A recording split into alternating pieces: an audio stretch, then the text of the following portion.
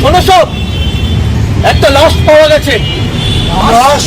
হ্যাঁ, একটা বিভৎস লাশ। কার লাশ? তিলোত্তমার। কিসে?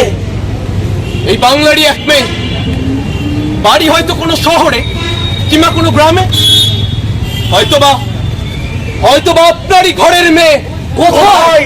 কলকাতায় আরজিকর হাসপাতালে, চারতলায় সেমিনার হলে। কি হয়েছে তার? ধর্ষিতা হয়েছে সে। ধর্ষিতা?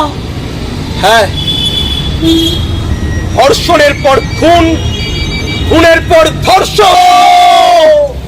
কি বিভৎস!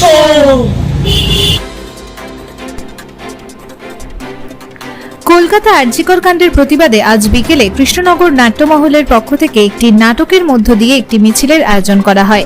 আর এই মিছিল কৃষ্ণনগর রবীন্দ্র ভবন থেকে শুরু হয়ে কৃষ্ণনগর পোস্ট অফিস মোড়ে এসে শেষ হয়।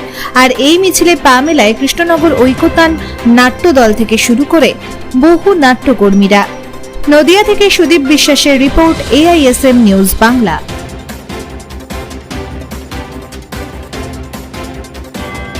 কে কি কারণে বিক্ষোভ মিছিল এটা কিন্তু আর বলার অপেক্ষা রাখে না, কারণ আজকে শুধু ওয়েস্ট বেঙ্গল নয়, আজকে ভারত তথা ভারত ছাড়িয়ে দেশ বিদেশ সবাই জেনে গেছে আজকে যে ধরনের ঘটনা ঘটেছে তার প্রতিবাদে মিছিল হচ্ছে গোটা দেশ জুড়ে। এবং এত দিন হয়ে গেল, এত মানুষের যে লড়াই, এত মানুষ যে জাস্টিস চাইছে, কিন্তু তার কোনো সুরাহা হচ্ছে না। আমরা সবাই জানি আরজি করে যে নৃশংসভাবে আমাদের অভয়াকে নৃশংসভাবে ধর্ষণ করে তাকে নৃশংসভাবে খুন করেছে, এটা সত্যি আমাদের কাছে খুব প্যাথেটিক ঘটনা। আমরা আজকে তার বিচার চেয়ে, আমাদের নারীদের বিচার চেয়ে আমরা আজকে পথে নেমেছি। আজকে নয়, যেদিন থেকে এই ঘটনা ঘটেছে তার পরের দিন থেকে কিন্তু আমরা পথে নেমেছি। আমরা কৃষ্ণনগর জীবনের ঐকতান সম্পূর্ণ মহিলা পরিচালিত একটি নাট্য সংগঠন, আমরা কিন্তু পথে নেমেছি।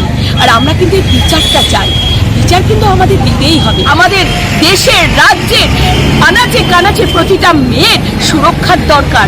আজকে আমাদের মেয়েদের কি করে পাঠাবো বাইরে, কি করে আজকে তাদের উচ্চ এডুকেশন শিক্ষিত করব?